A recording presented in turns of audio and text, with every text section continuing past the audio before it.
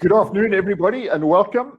It's an absolute pleasure to have our panel members here, and also an absolute pleasure to have our audience join us. So to start with, I'd like to introduce the panel. We have a wonderful panel this afternoon. Dr. P Rao, Dr. Vidya Iyer, and Noeleen Hammond. So Noeleen, I would appreciate if you could introduce yourself to our audience. So in a minute or two, over to you. Okay, no problem. Hi, everyone. I'm Noeleen Hammond Jones. I'm the International Career Consultant at the University of Manchester. I've worked in careers for nearly 10 years now, and I work with 11,500 international students from all around the world, across all faculties and all schools, and more recently, our EU students. I also work with all employers from the EU and globally who are looking to recruit our very talented graduates from the university into roles. So I look after careers guidance, I run workshops, and I work very closely with our graduate labour market experts to understand what's happening so that I can liaise effectively between employers and students so that we can communicate to them what employers are looking for and also help employers to understand our student expectations. Thank you, Noeleen. Dr. Victor Ayo, could I ask you to introduce yourself briefly? Sure. Good afternoon, everybody. This is Vidya this side. I am a faculty at the Soil School of Business Design at Gurgaon, near Delhi.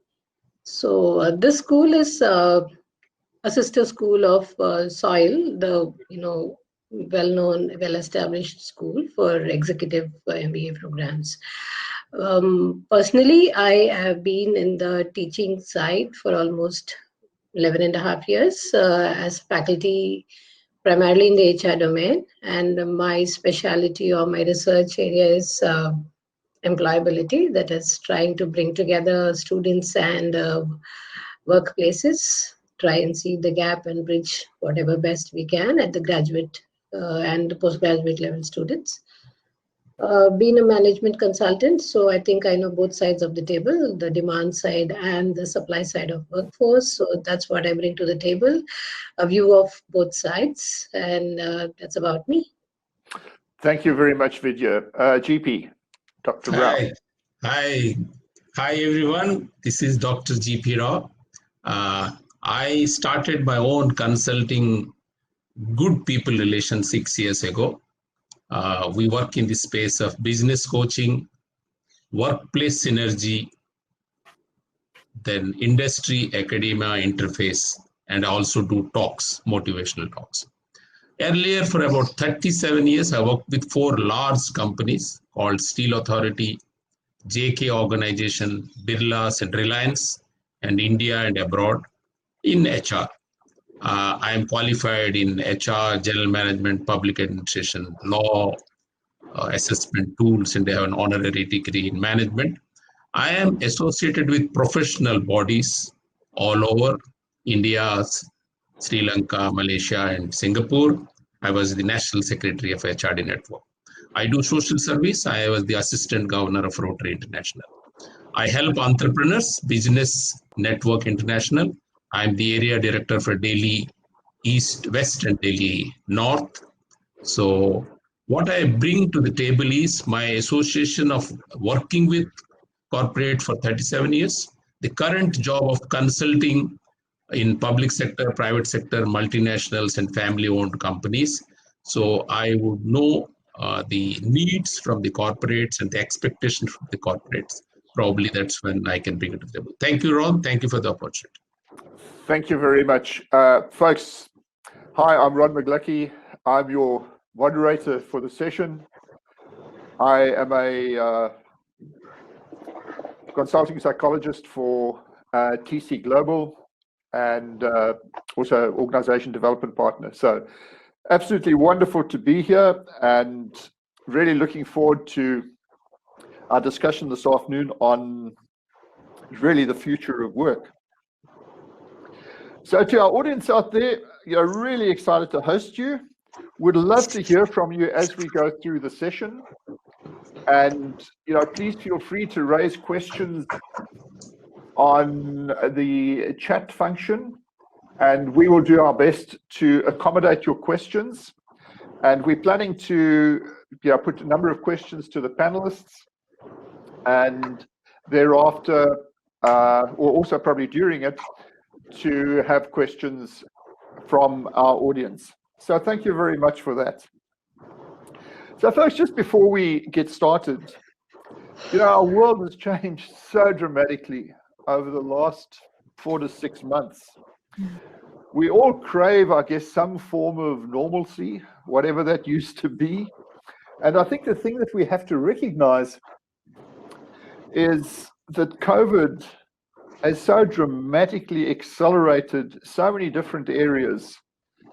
As we go into the future, everything is just happening much, much, much faster.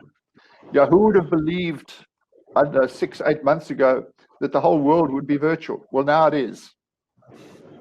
If we look at what's happening with remote working, everything being digital, the cloud, automation, artificial intelligence, all these things are really shaping the fabric of every role, every function, I guess, every business, every industry.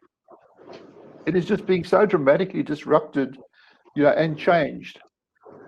With these, with the structural shifts and a rapid acceleration into new economy, companies are rebuilding the way they work. They're creating new classes of jobs. We're looking at new skills, and also, how do we help them transition in the future? So our focus today is to explore, what lies in the road ahead of us from our panel, and your thoughts on how we adapt to this incredibly, fast-paced, agile, and digital economy that our world has entered into. So in essence, that's what we will be doing. And we have a number of questions that we're going to kick off with. And to start with, Noeleen, if I have a question that I'd like to put to you directly. Okay. I have a number of questions that I'll ask specific individuals, and then we can also, excuse me, that I'd be looking for responses from everyone.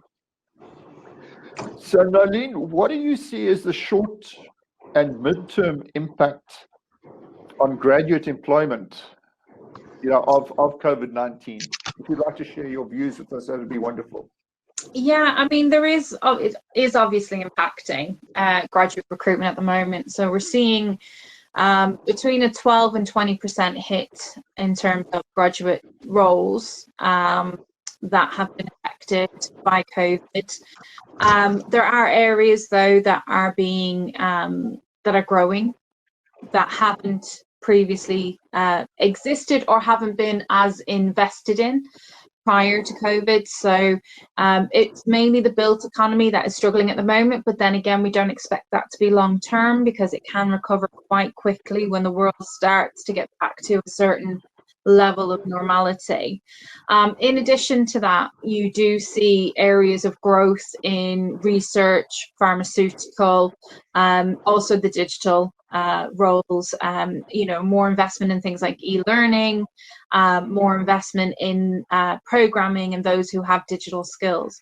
It's expected, as well as the world of work is changing, that a form of digital skills is going to be expected from future graduates. So even basic levels of programming potentially in order to work in a kind of agile fashion.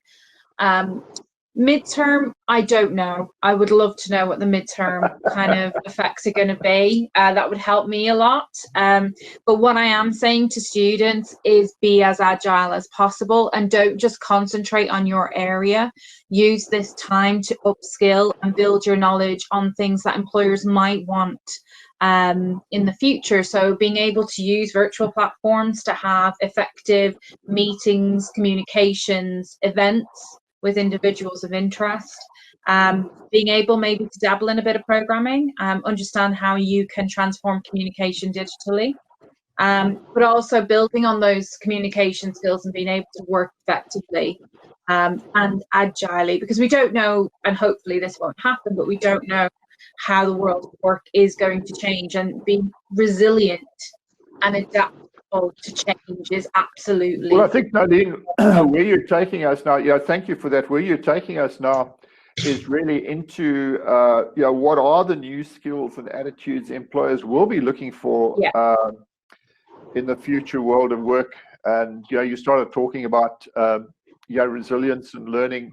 And before I come back to you on that, GP, would you like to comment on that? What do you see as the new skills and attitudes that employers will be looking for? Thanks to COVID, certain new normals are getting established. Even post-COVID, work from home will be one option for the corporates that will continue. Because of COVID, certain value chain has been modified. So there will be some changes in the kind of work, kind of jobs, kind of projects they do. But jobs will be plenty. Jobs will be plenty once we get back. And I was talking to IT people, they said in cloud, cyber, digital marketing, business analysis, combination of development, network, data, machine learning, wellness, counseling. There's so many jobs they talked about when you're talking to them. But the caution is the CV will not be important. The student must have a tested profile of his skills and his knowledge. So personality tests, skill tests, validated tests, that will be his treasure to offer to the corporates, whether in terms of culture, whether it comes of values, whether it comes of emotional intelligence, all that has to be tested and validated and offer it to. That's more important than the CV. The second thing regarding the forms of employment, from fixed term regular employment, we have started moving, we're moving further. So there will be third party employment, or individual as an entrepreneur, he takes up a job as an entrepreneur, not as an employee, or it could be a gig or a interim management. So this will be the forms of employment. And the last bit we'll be coming to that. So in terms of the skills and the attitudes that we're looking for, how does that relate to, what you are painting the picture of is all the different future forms of work, which I think is absolutely valid. What does this mean in terms of the skills and attitudes people will require? See, if it is gig, flexibility is the mindset that is required. Okay. That's one. If it is work from home, your ability, virtual working, ability to remain emotionally balanced. These are the kind of things. But what is important is COVID or no COVID, adversities will come. We should not be afraid of the adversity. Yes, we should look for opportunities in this. If there is a VUCA, you should have your own VUCA, your velocity, your uniqueness, your creativity, your agility. Or you should be curious to learn. You should maintain calmness. You should be very strong in collaboration, commercial acumen. So you should have these competencies. Best time to learn new languages, best time to learn new skills, make good friends, have more tests. There are apps available for your personality profiling. There are apps available for personality profiling combining with career coaching. So a lot of opportunities are available. Students should use this time. Okay. Thank you, GP. Vidya, would you like to add anything to what's been said on this so far? Yes, on the skills and attitude, particularly I would like to spell some attitudes, because skills is something you can always acquire provided you have the attitude, right? So looking at attitude, I think one thing is let's come out of this fixated mind that I want to be X, Y, Z, because you really don't know. But for the profession like a lawyer or a doctor, I think every other profession is going through rapid changes. because these two professions, largely they will remain in the same contour, but the other professions have become very fluid. Fluid in the sense most other professions are very directly impacted by technology. Either they develop technology or they consume a lot of technology. So both ways, as a developer and as a consumer of technology, you just need to be very savvy. In the sense, open up yourself to beginning with an Excel and upward. These are things as an attitude I have to consider that whatever I do, I have to do it in a frame where I can put it on a digital platform and give it up for consumption. So that's my attitude, that I have to collaborate seamlessly. As GP already brought out, that you need to be able to collaborate. That's the word. And now the big thing is collaborate mostly virtually. If your colleges and schools are opening up virtually, so you will be collaborating with people that you possibly never could see face to face, know them intimately. So your attitude of collaboration should be possibly, what would I say, not so emotional, but very professional. Okay, thank you very much for that.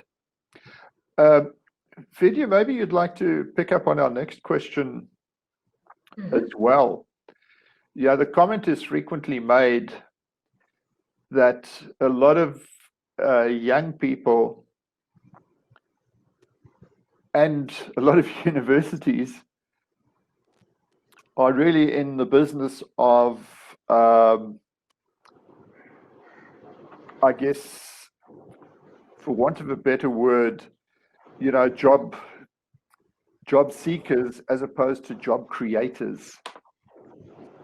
And, with the future world of work, what are your views on, what our young people should be thinking about and what our universities should be thinking about?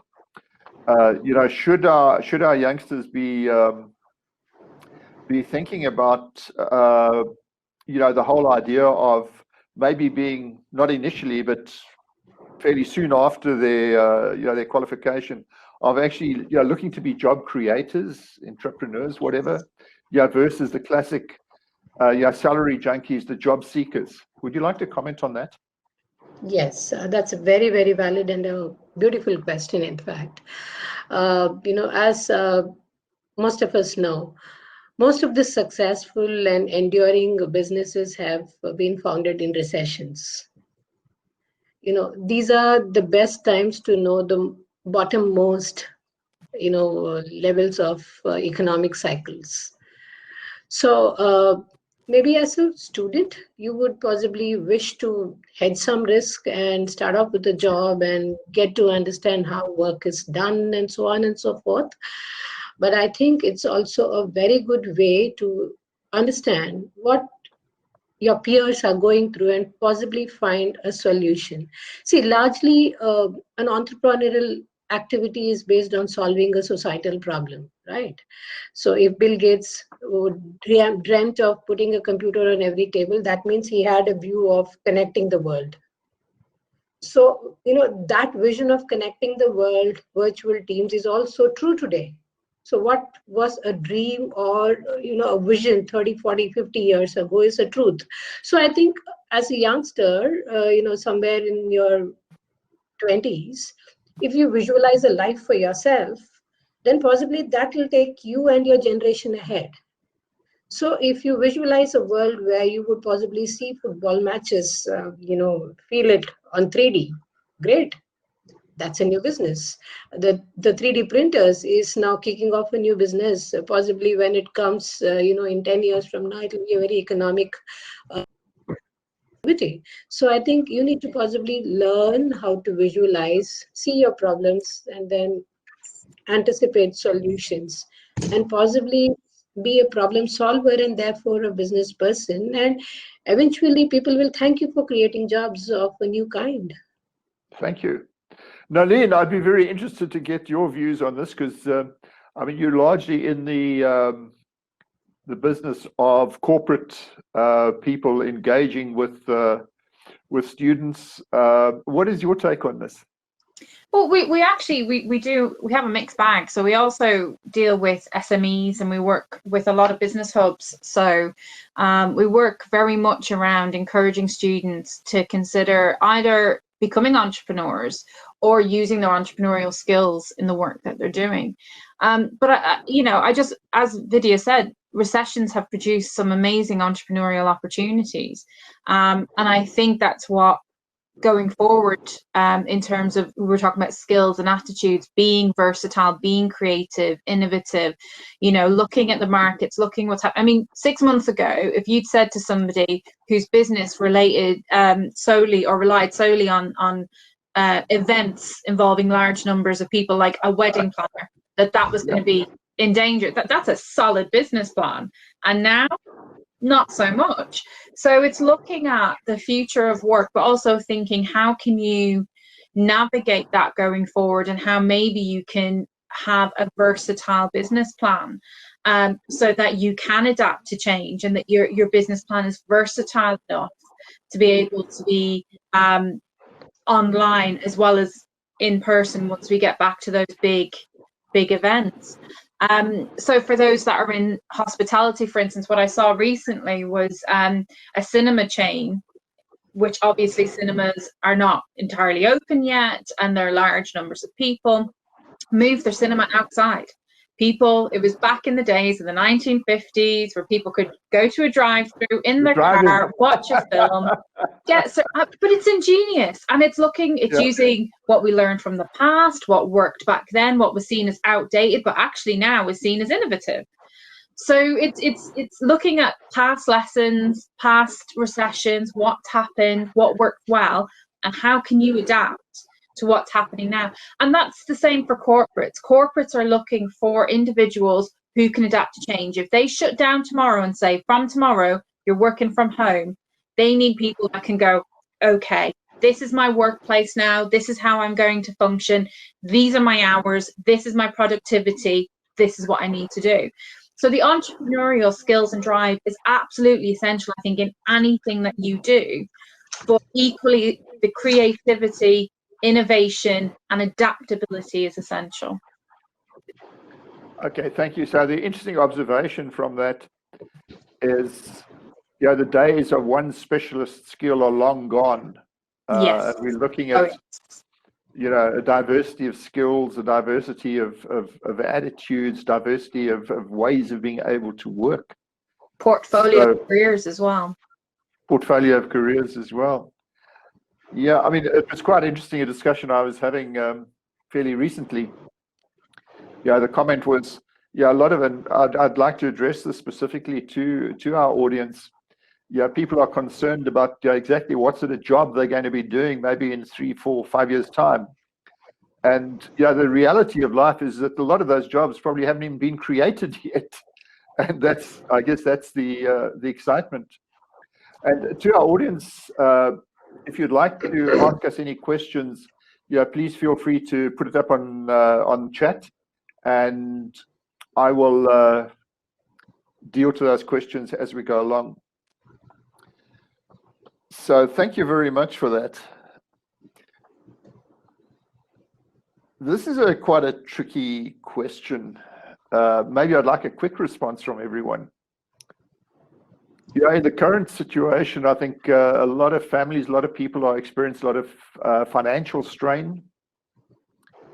And the question that we get asked, and I think, I can just see this question coming up from our audience as well. What assurance do our students that are looking at, global education, or, even local education at prestigious colleges and the rest of it, that is generally costly. It's a big investment. What assurance do you believe these people will have, and this is what they're asking us, in terms of getting some return on investment on the massive investments that they are making? So I don't know, who would like to kick off on that? Noeleen's got her hand up. Go for it. I'm going to be a little bit controversial on this. So go for it. That's what we love. So for me, your career is yours. and you need to take ownership of your career. So in terms of return on investment, invest in good institutions with good brands, with a great network, because who you know is as important as what you know. Ron will back me up on that one. I think Ron knows everybody.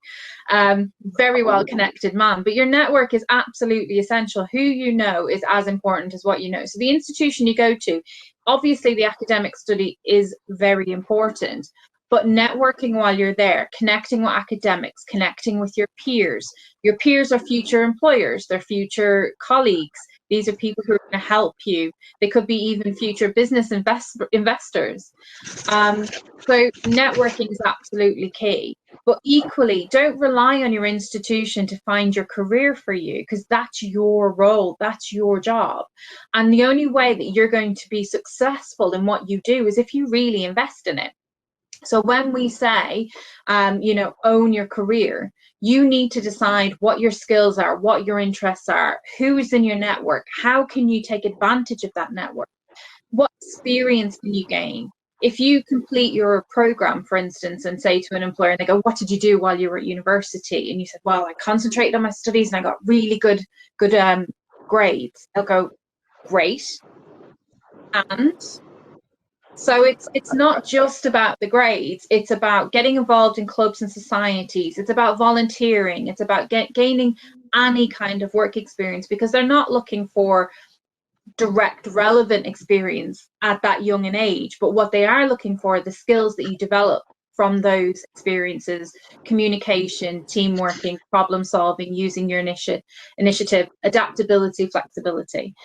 So what I would say is return on investment. Don't rely on the university to give you your return on investment, because the greater the return will be is the more you invest in your own career. So don't just rely on the academic return on investment. Make the most of your entire time there, and build that network and make your career your own. Thank you very much, Noeleen. GP, would you like to comment briefly on that? I will not venture into answering the return on investment, but I would like to give them a realistic picture that there will be room, opportunity for competence. There will be room for people who are ready to take output-based contracts. It is not a job-based salary. It will be output-based contract. That will be the norm. If you are ready with that, you have that competency, knowledge, skill, and attitude. You want to be collaborative. You have that contextual sensitivity that whatever you do, you can put into practice. You are going to get what you want, definitely. Thank you. Vidya? Yes. See, return on investment typically, from the context that you put the question, is I'm investing X rupees, dollars, US, and I'm getting, say, 2X after 4 years, 5 years, so on. Now, it could be 6X. Would you say no to it? No, you wouldn't. So if you want to make it 2X or 3X or 4X, what we typically see, at least in the management education, we see something like a T. You got to first go horizontal, and then you got to pick up 1 or 2 legs of the T and specialize. So you're not just going one-dimensional, you have to go at least 2-dimensional. That's when your ROI is coming. Because in times for future, when you really don't have the ability today to predict what's going to be the nature of job, it's good to be capable of working in ambiguity, which means you're a generalist. You can possibly write accounts, you can possibly do some coding, you can possibly generate your own small little app for your business, and you also have an acumen which will churn money for your business, right? So that's when you have created your own capsule of ROI. Companies are going to pick people with this kind of a CV, and this will come if you have interned, and not just in one area of supposed qualification. So if I have an acumen for numbers, then I just don't have to restrict myself to say finance. I possibly should explore non-finance as well, do some digital marketing, do some social media content, possibly explore. And what we now say is good to, the specialist yes, the specialist still stays, but I think it's good to have more than one career in your bag. You should be capable of splitting your career options as quickly as it comes to you. Thank you, Vidya. So I've got a question from Mitali Gupta. So Mitali, I'll come to your question very shortly. Thank you for raising it. So folks, just summarizing that, the learning that I'm taking out of it, in terms of return on investment, the return that you get on that investment is going to be, let's say, 90% determined by the individual. And what constitutes investment? It's not just a financial investment, it's investment of time, effort, energy in developing a diverse range of skills, a diverse range of experience. And if that is the way, one big investment is aspiration, right? Absolutely. So you're investing in building aspirations. So your returns should be measured in terms of how well you meet your aspirations in what function of time and money. Yeah. Yes. In fact, we call it the 3 A's: aspiration, attitude, and agility. If you have all the three, you reap. Why return? You can reap returns. So I think what we're agreeing is, if the individual initiative, the 3 A's that GP is talking about, if those are there, people are assured of getting a pretty decent return on that investment. And to pick up on one of the points that Noeleen has made, I think one of the incredible values of an international education is absolutely those networks that you develop, and those will determine in many cases, your future career path. Yeah. And the students definitely, and the students I see succeed, the ones who get the jobs internationally and get that return, because I do also understand there is a financial need to get that return of investment, because you do have a lot invested in that education. They're the ones who do get involved in the clubs and societies. They're the ones who do the internships, who have a part-time job, who can balance, who can prioritize workloads with their academics. So those are the students who are driven, who are networked, and they are the ones who succeed and get a good return on investment. Absolutely. And I'd like to just pick up on one other point that I think has been made. I think, Vidya, you made that, and this is also relevant to return on investment ultimately, is that we need to prepare ourselves for probably 4, 5, 6, 7 different careers as we go through life as well. So it's return on investment, preparing yourself for many different careers as well. I'd like to pick up on the question that Natalia has raised, and I think this question probably consolidates a lot of what we've been talking about. And Natali said, what is the best way to develop skills to have a successful career in the corporate world? Those were her words. Who would like to kick off? You want me to go? Yeah, please, Vidya, if we can, go for it. Yes. See, I don't know what background Mitali comes from and what she aspires to be, but generally speaking, it's good to intern in as many projects as you can. That's the best way to learn what the corporates expect out of you. And maybe right now, there are not many attractive stipended projects. That's okay, because that's the investment that you're putting into your own career. So a non-stipended project will still go on as a good learning experience. And people would come and ask, what would I learn from this project? Now, that is something that you got to assess after you finish a project. A project would be as simple as cleaning data. But if that's going to teach you how to pick up data, clean data, sort data, put data, and then you're going to be able to lead a team of people who are going to work on this. You've already known one skill above the rest of other people, right? So I think it's the way to go to pick up projects, big, small, short tenure, medium tenure, 2 month, 1 month, 15-day, whatever project you get. I'm saying you judge your project based on your interest areas, true. But then don't be very picky on saying, I don't want to work with X brand, I don't want to work with this, I don't want to work with that. I think that should be shelved out, and you should look to explore as many projects as you can.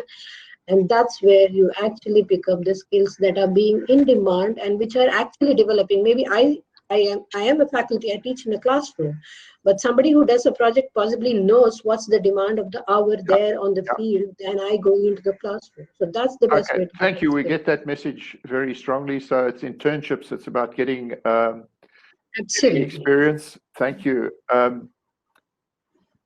Noeleen, would you like to add anything briefly to that? I totally agree. Especially now, a lot of companies are offering virtual projects. There are a lot of SMEs that are struggling right now that aren't necessarily offering paid opportunities, but then you don't have to ever specify anywhere that you were paid to do something. So it's just the job title and job. The employer isn't worried about whether you were paid for it or not. But yeah, there's plenty of opportunities out there. But again, it's about making opportunities for yourself. So don't rely on vacancies.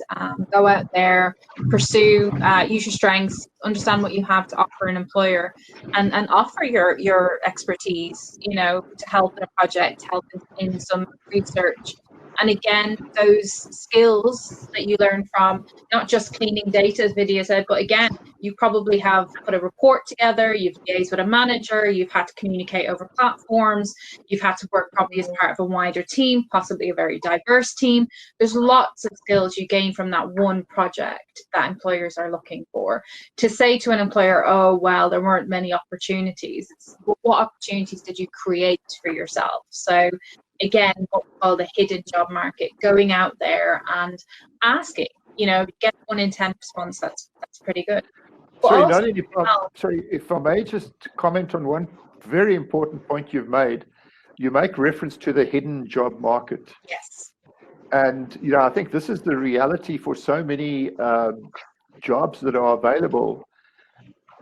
And, you know, my best guess, having worked in this field for a while, is that probably 70 to 80% of available jobs, no matter at what level, actually never get advertised. No. And it's all through networks, exactly as you. That's it. It's who you know. And it could be for a graduate, especially and we know the graduate market's very competitive. You could approach an employer. He might have been an alum of your institution, for instance. You've offered, you're doing business analytics and strategic management. You're offering your insight into a project. You know, I'm here to help. Is there anything you need help with? Is there any research you need doing? They offer you a small project. You do well on that project. And then they say, there's a graduate job for you at the end of it. That's the kind of creating your own roles is what we mean, and not relying just on the job sites and scrolling through vacancies, because tens of thousands of other students are doing exactly the same thing. Okay, thank you. I've got a question here from Marcia Gosh. If you have various different career interests, e.g. for consulting, private equity and startups, are there any surefire strategies that one can help you to decide? Marcia, if I may be so bold as to answer that, yeah, there are amazingly good psychometrics that can help you, you know, identify what your interests are. It can assess your capabilities. So, yeah, I'd advise you to have a look at that. Within TC Global, we have amazing relationship managers that can help you with that. The other thing that I would suggest is talk to people, as many as you can, who are actually in consulting, in private equity, in startups, and learn as much as you can about the different areas that you are interested in. Because I think what our experience is that generally we don't know what we don't know. And the best way of finding it out is from people that are actually, you know, working in those fields. Mm-hmm. We're heading towards the end of our time. There's one question here, GP, if you'd like to have a go on it, just very briefly to start with, and then if the other folk could comment. It's another question. Yeah, that's from Amita. What are the key, most relevant industries beyond COVID-19? Would you like to Which industries what are will the you most relevant key industries post-COVID-19? If you could have a quick go at that, GP, and then I'd like to open it up to other people because our time is running out. Okay. I will, in priority-wise, healthcare, pharma, digital space, infrastructure, and supply chain, value chain. These will be the industries. Thank you. Nice and concise. Thank you, GP. Noeleen, based on your experience, is there anything different that you'd like to add to that? No, I mean, you're always going to need the business related areas, aren't you? I mean, everyone's always going to need an accountant, and there's those reliable professions, business related professions. So I think for students, they've got to, and again, this is off the back of what you were saying about psychometrics, is strengths-based tests as well are really a really good area to figure out what it is that you're really good at, and that will help you then to figure out which is the best industry. I think the built environment is going to go up and down a bit, so that's going to be a bit touch and go, and those careers where it's going to be very hands-on, in person, where you're not going to be able to work remotely, again, are going to be a bit more difficult to do. So I don't think that's going to be the case forever. I think there will come in changes as time goes on. But right now, research and talk to people. That's the best thing I can say is, if you're interested in specific industries, find alumni from your school, from your undergraduate, your postgraduate study, and speak to them about those industries, and they will give you the best insight into where those industries are going. Thank you. Noeleen, one point that you raised, which I think, again, is very important, you're talking about strength-based. And I think, I would like to address this specifically to a lot of our Indian students, is there seems to be this obsession about focusing on weaknesses and fixing them, as opposed to identifying strengths and exploiting them. Yeah. So if I could encourage that. Folks, you've got about a minute or two left. Could I have from each of you, in probably 2 or 3 sentences, summing up everything that you've covered and all the wonderful knowledge and experience you've shared, what is the best advice that you would give our youngsters now looking at heading out into this world of education, exciting world of work, and the amazing opportunities that are going to be out there, COVID or not? In a few sentences. Yes. Consider COVID as an event. Events come and go. VUCA will be permanent. To beat that VUCA of volatility, uncertainty, complexity, and ambiguity, develop your own VUCA with green letters. Velocity, speed that beats the gravity. Number 2, you should have your unique strengths. You should have your unique profile. You should have your unique profiling. Then the C is curiosity and creative learning. You should be inquisitive all the time. And last is your adaptability and change. If you have this VUCA, with this VUCA, different forms of employment are available. Different jobs will get created. You will do a little bit of edu marketing, your own offerings. You will give a proposition to the job givers. And finally, job is not the end of life. You can be an entrepreneur. You can provide jobs to others. That should be the aspiration, attitude, Thank you, and your agility. All the best. Thank you very much. Vidya, if you'd like to share your words of wisdom. Yes, sure. So the future of work is very fluid. It will depend a lot on technology, because we're going to cut across how much ever you want to be a local person, you're going to work seamlessly. So even in a local market, you got to possibly work non-contact, which means technology is the key. So be very, very adaptive to technologies. Be open to learning new skills, which possibly you thought you wouldn't ever do it one day. And you got to be a revenue streamer. You got to be a salesperson in any field. Companies will look to make money out of everybody that they get into. So you got to be a revenue streamer yourself. And largely, not just be a problem solver, but find out a problem that's bugging others and be a solver then. So pick a problem, design a solution, and offer a solution. Then the market will, look for you rather than you looking at the market. Thank you, Vidya. And to close off our session, Noeleen. I would say start with self-awareness. Understand what it is you have to offer employers or startups or whatever kind of career you want to go into.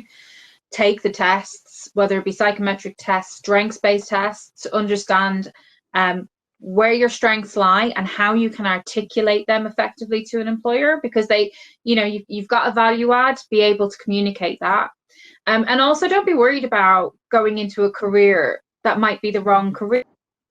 Vidya said, and I've worked in insurance, I've worked in teaching, I've been a nurse, I've now been a careers consultant for 10 years. Having previous careers are only beneficial because it gives you a rounded perspective and it gives you a varied background that you have to offer an employer. So, don't be afraid. Your first career does not define you. In fact, it just reinforces you with the skills and knowledge that you can take to the next one. So don't worry. Be self-aware and network. Thank you, Noeleen. So to our panelists, thank you so much. Really appreciate the insights you've given, the advice you've given. I'm sure it'll be enormously helpful for our audience.